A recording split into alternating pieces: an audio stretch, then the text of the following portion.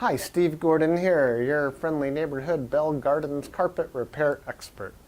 And if you're anywhere around the Bell Gardens area and you need your carpet patched, well, you've come to the right place. That's exactly why I've made this video.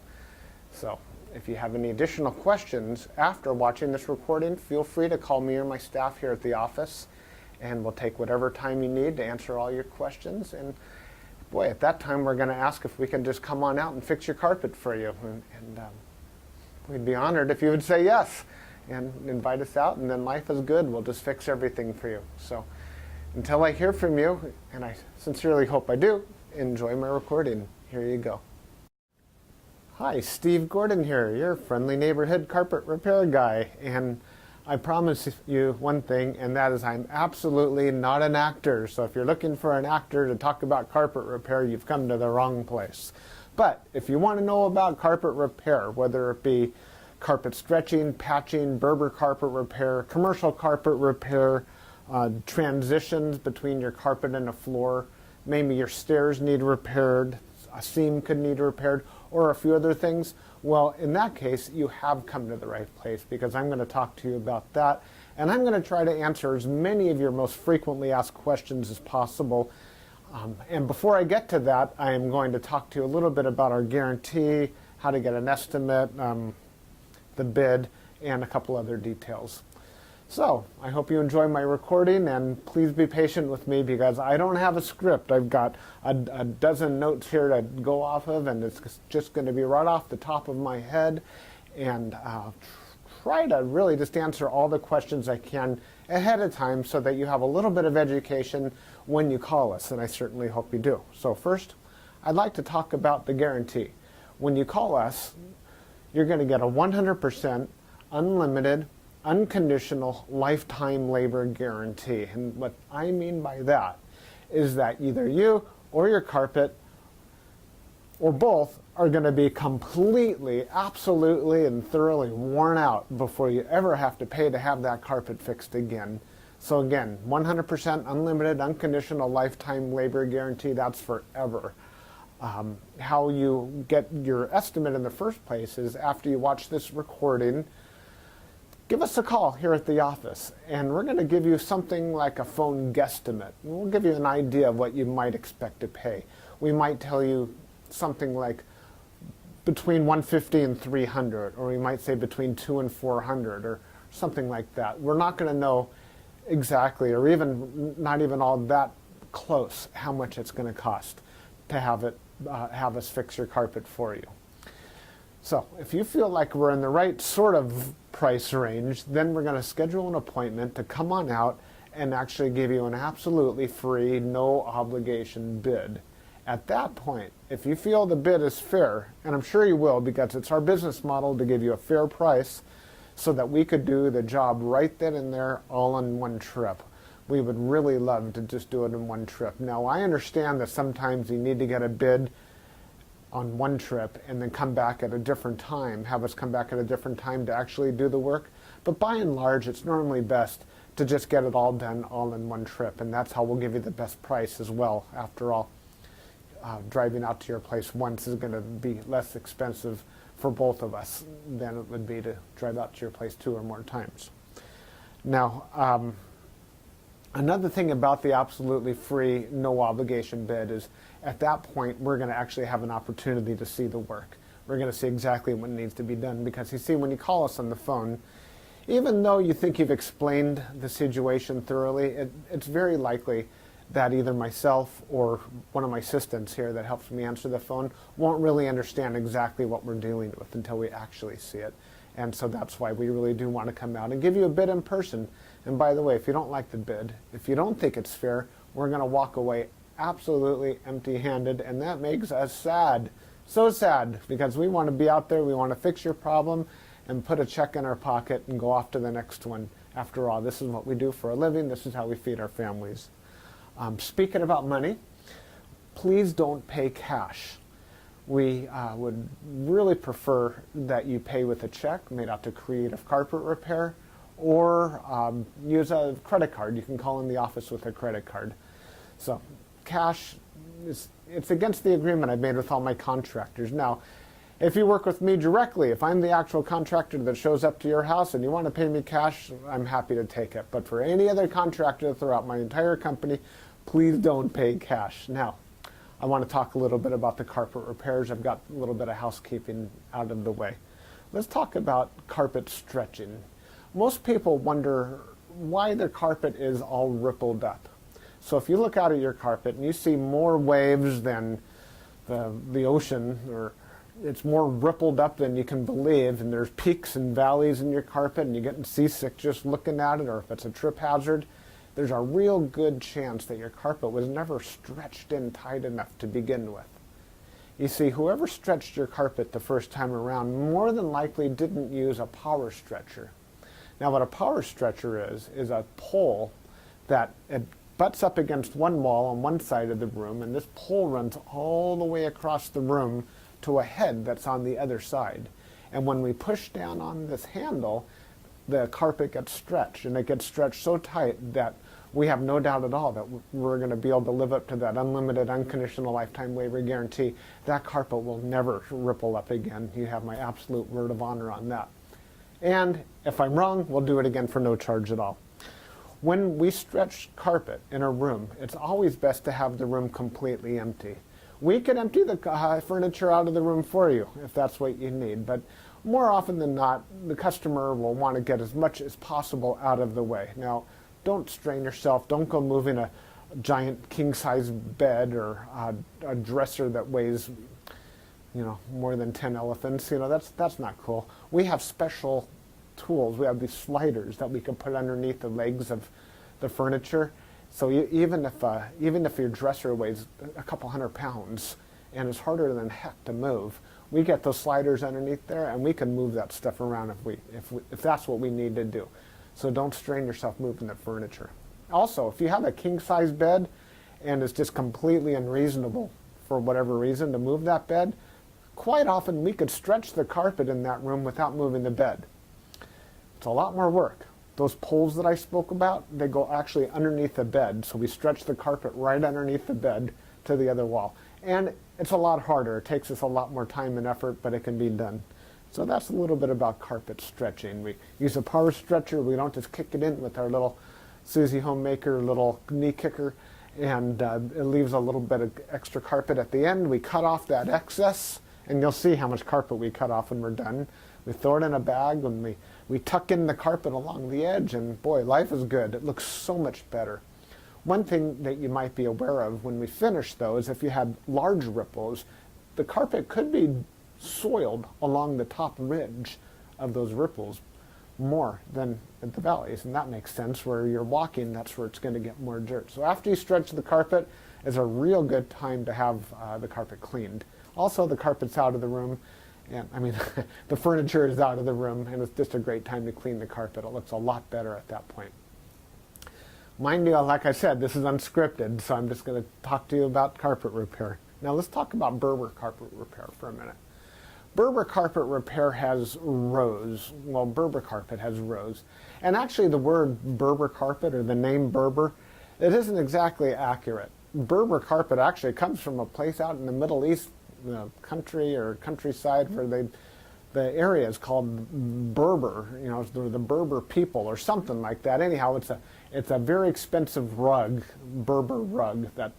That's the actual meaning of the word Berber rug.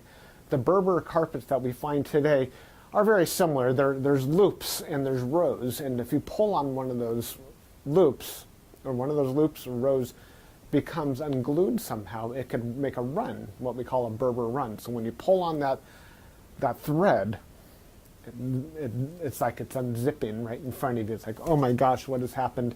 I've got this zipper run going all the way across the room. Now your higher end Berber carpet, that doesn't likely happen. It almost never does. But the lower end, middle of the road and lower end Berber carpet runs all the time. So when we fix a Berber carpet, what we're going to want to do is take out the bad area and patch a new piece in there. Sometimes we could actually weave a little bit of some new loops right into the place where that carpet has come unfurled. But more than likely, we're going to want to put in a Berber patch in that area. One reason that Berber comes apart at the seams is because the carpet was never sealed at the seams well enough to begin with. Your carpet installer that originally installed that carpet was supposed to use a latex sealer or even a glue gun or something to seal the edges of the carpet. Now, if they don't seal the edges of the carpet, that's one reason that Berber carpet is going to unfurl like crazy. So when we put in a patch or fix a Berber carpet, that area gets sealed. Now, we give the unlimited, unconditional lifetime waiver guarantee on Berber carpet as well. But mind you, just because, let's say you have a 12-foot seam and we fix 3 feet of it, that's the part that we guarantee. The rest of the seam we're not going to touch. And you may have a problem with that in the future. And that's certainly not our business to cover something we've never actually worked on before. Now, after Berber carpet patching, I'll just talk about carpet patching in general. And this includes the Berber. When you call us to have your carpet patched, the first thing that we're going to ask you is if you have any extra carpet to do the patch with. If the answer is yes, well, we're golden. We're ready to do the job. If you say no, you don't have any extra carpet to do the patch with, we'll ask, well, can we take the carpet from a closet or maybe even from underneath a piece of furniture? Because what we can do is we can take a piece of carpet from a closet and patch it right into your damaged area. And it usually works out really well. Most people would rather have a piece of carpet missing out of their closet than have a terrible, nasty area in the middle of their room where they'll see it all the time. After all, inside the closet, you usually have that covered up with shoes and old photographs and baseball bats and everything you've ever collected in your life. More about carpet patching is if you don't have the carpet to do the patch, there's really nothing I can do to help you. So you're going to need to find that carpet to do the patch with before you bother having us come out there, because if we don't have the carpet to do the patch, we're stuck. Our hands are really tied. There's nothing we can do. Now, you're probably wondering how the patch is going to look when we're finished. It's real hard to say, especially in a recording like this. So just between you and me and a million of our closest friends here watching this recording through time, that patch is likely to be visible. You see, if you take a piece of carpet that's never been walked on, it's never been soiled, it's never seen the light from the window coming in so it hasn't faded out, and you take that brand new looking type of carpet or piece of carpet and patch it in to an area that has been worn, it has been soiled, it has been faded out by the sunlight, well, certainly you're going to see the difference between the new carpet and the older carpet because it's patched right in the middle there. Certainly it's going to look a lot better than the situation you probably have right now, but patches are visible. Another reason a patch might be visible would be because, well, thick carpet, thick nap or plush carpet hides the seams quite well. Short nap carpet, like a Berber carpet, for example, or any of the commercial type carpets, they're very short nap. They show the seams far more. Another thing is that the rows have something to do with it. When we cut a carpet in the same direction as the row of the carpet, well, those seams are by and large less visible than the seams that we cut that cross the rows. When we cross the row, well, it's unavoidable to do that if that's what we have to do to make a patch. And those seams stand out a little bit more than the ones that go along with the rows. So carpet patching, that's what we specialize in. We could absolutely do that for you. Have the carpet available for us, and we also back up our patches forever, just like everything else, just forever and ever and ever. That patch will never come up. After patching, well, we could talk a little bit about pet damage also when we talk about patching. If you have an animal, a dog or a cat, or I've even seen it's been a bunny or a few other animals that have actually gotten locked behind a closed door. What'll happen is they'll get that separation anxiety and they'll try to dig their way out and they'll just rip the heck out of the carpet. That's one of the main reasons we'll do carpet patching. If that's the case, well, certainly it's just like any other patch. You supply the carpet, we'll put it in. However, if that animal didn't tear up the carpet, if they actually urinated on the carpet, there's a whole other thing we can do about that, and I'm going to need your help for that. what we'll do is we're going to ask you to go to the pet store or go online and buy twice as much of a product as you think you're going to need, maybe 4 times as much, to actually kill the odor. Now, the product I'm talking about is actually an enzyme, and what we'll do is we'll pull back the carpet, we'll remove the padding, clean the floor, and you'll pour this enzyme onto the floors underneath it all. And that enzyme will eat up all the proteins that contribute to the smell of the urine in your carpet. Then we'll put in new padding, and you'll pour that enzyme cleaner all over the backing of the carpet as well at that time. I'll reinstall the carpet, and then one more time we'll use that cleaner and we'll just soak that area of the carpet with that enzyme one more time. And that's likely to kill the scent altogether. That smell should be completely gone. If not, it's probably because your animal found another place that you don't even know about, and I'm sorry about that. There's nothing we could do about your animal. Now that we've spoken about pet damage, I like to talk about carpet to floor transitions. A lot of people call us because they've put in a new floor. Maybe it's a tile or a wood floor, and their carpet now needs to be finished along that edge. More often than not, we don't need to put in any kind of metal there.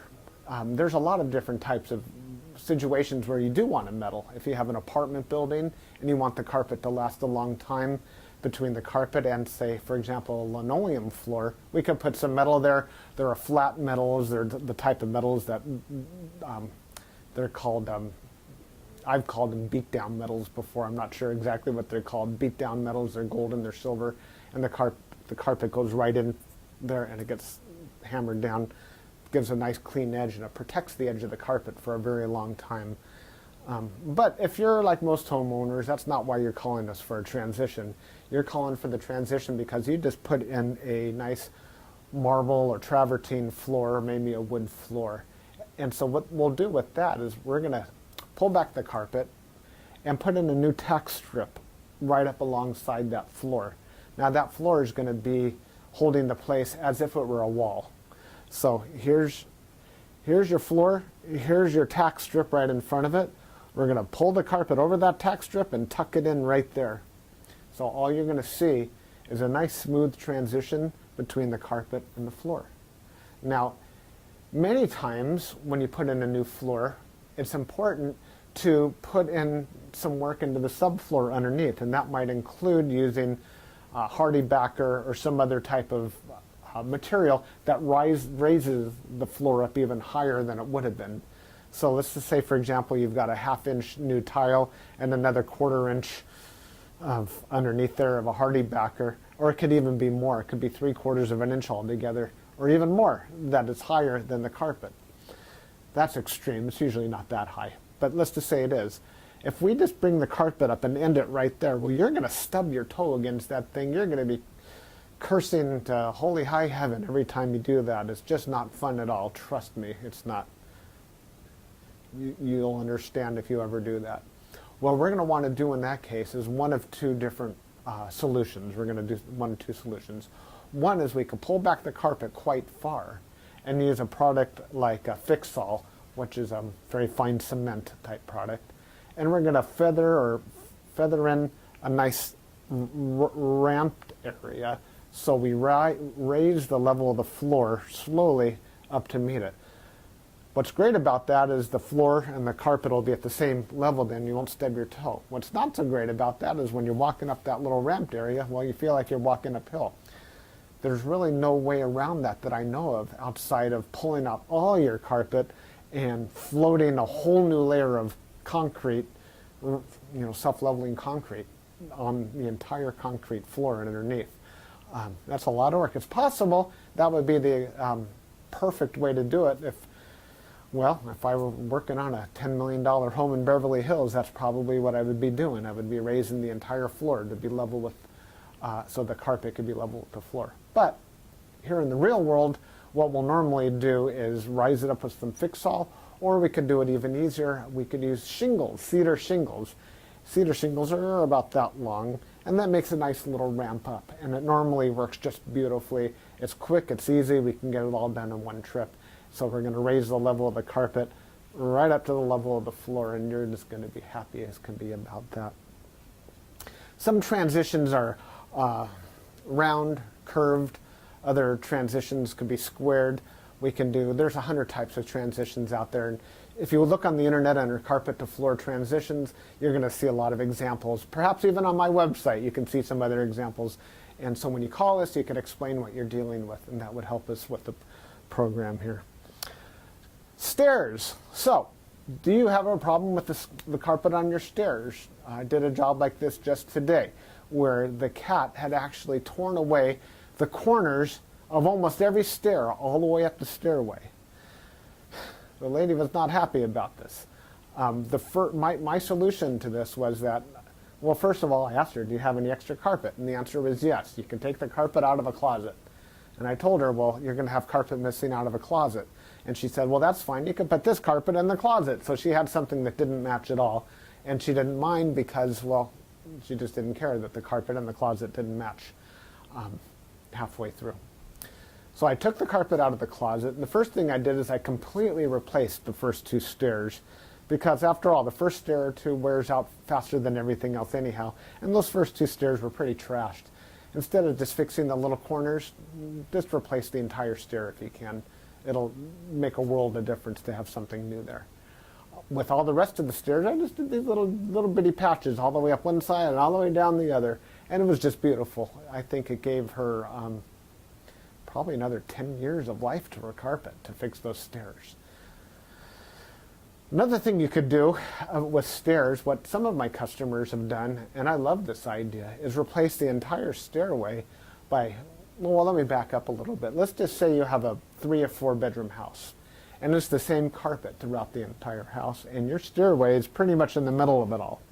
And if you replace the carpet on your stairs, well, it's going to be a slightly different color than the rest of your carpet, and that's going to look low class, and we don't like that, do we? No, we don't. What I would suggest in that case is that we take the smallest room in the house, maybe a small bedroom or nursery, and pull the carpet out completely from the smallest room in the house and buy new carpet for that room. Then we have maybe a 12 by 12 piece of carpet, and we can replace the entire stairway with that carpet. That way it matches the entire rest of the house except for that one room. That'll easily save you $4,000, $5,000, $6,000, $7,000 right there. And it's a lot less work too. So I like that idea. You get a whole new stairway. A lot of people, you walk in the front door and there's the stairway right there. If the stairs look bad, it's hard to recover from that first impression. So take my word for it. That's a really great way of going. Now stairs. Commercial carpet repair. If you have commercial carpet and that needs to be repaired, it either has ripples and waves or it needs a patch. If it's rippled, it might need to be stretched. We've already talked about carpet stretching. On the other hand, it might have a different issue. It could be your commercial carpet was glued down to concrete to begin with. If that's the case, what we do is we actually take a knife and we just cut right down the middle of those ripples, cut right down those bubbles, and we will re-glue the carpet right underneath there and smush it all down, and believe it or not, those bubbles are going to be completely gone. They might be completely invisible when we're finished. You won't even see where we cut it, because where we cut it is exactly when we put it back together. The carpet will be nice and tacky before we push it back down. It's a great solution. But if the carpet needs to be stretched, well, we have to get the power stretcher out, and we'll fix it up that way. Now, if your carpet in your commercial building, say you have an office, is because, let's just say that you removed a wall between two rooms. If that's the case, you may have a strip of carpet that's missing. It's always a great idea to just get a completely different color. So if you have blue commercial carpet, go get a piece of red or black. Just something completely different, because a patch going all the way down through the middle of the room that's just a little bit off, it looks low class again. But if we put a strip of red down the room, or burgundy or black, people walk in and they go, oh yeah, these people have got some class. They got a decorative idea. So that's just my opinion. Use a completely different color if it's something goes all the way across the room. Now if it's just a patch, a small patch for whatever reason, and you have a little extra carpet, we can always patch it in with whatever you have. Seam repair. Good news and bad news. The good news about seam repair is that we can make your carpet so the seam doesn't keep getting worse. The bad news is that if it looks bad now, it's probably not going to ever look good again, regardless of what we do to it. Seams have to be done properly the first time. You see, when we seam a carpet together before it's installed, we'll use a straight edge and we'll cut down both sides of the carpet, and then we're going to seal the carpet on both edges, and then we're going to seam it together, and it'll be perfect. When it's completely cooled down, then we stretch it in. If we go back and try to open up the seam and cut that carpet off and try to bring it together, the chances of it ever looking better are right around 0. So I'm sorry to tell you that your seam repair, we can make it possibly look a little bit better. We can make it stop getting worse. We can make it not be a trip hazard any longer. But don't have your expectations too high when it comes to seam repair. The last thing I want to talk about is flood damage. Now, if you're watching this right now and you've got a flooded out carpet, you are in a world of hurt, and I'm sorry. The first thing I would do if I were you is probably have about 3 fingers of scotch. And then I would go ahead and get an extractor, like a hot water extractor. You can rent them at the just about any rental yard, and just start extracting all the water. Pull back the carpet, get rid of all the padding that's underneath your carpet. Rent a couple of blowers, or as many blowers as you need, and these things, they kind of look like a snail. As a matter of fact, that's their nickname in the field. We call them a snail. And they're shaped like that, and boy do they ever blow. And you can blow dry the whole underneath of your carpet. Set it up and get the carpet completely dry. At that stage, that's when you call us, and we can supply new padding, put a new pad, reinstall your carpet, clean the carpet for you if you're in an area that we do carpet cleaning, and life is good. You can put your furniture back and you'll be happy again. You don't have to do it yourself. If you want to call a company, even ours, depending on your area, can do that extraction for you as well. Now, if it's really flooded, I mean, seriously, like you're ankle deep in water, don't even bother. It's beyond almost everybody's ability. That means that your baseboards are all going to be all wet. A professional company will come in, remove your baseboards, and we don't do that ourselves. They'll remove your baseboards, they'll drill holes in the wall, attach blowers to your walls, and blow dry the entire area, inside the walls and out, the carpet, the floor, the whole shebang. And then we can come in and put the carpet back down at that point. So I hope that I've answered your questions. If you have any additional questions, now that you've heard me talk for the last I don't know how long, feel free to call me here at the office. I would be just tickled pink to hear from you. If I'm not here, one of my assistants, whoever answers the phone, will be well trained and will be able to answer any questions that you have about carpet repair. And then at that point, we'll be absolutely positively honored if you would have us just come on out to your place and fix your carpet for you. And that's all I have to say. Again, I'm Steve Gordon, and I promised I wasn't an actor, and by now you believe it. I'm a carpet repair guy, and I'll be looking forward to hearing from you, so please call me. Thanks. Bye-bye.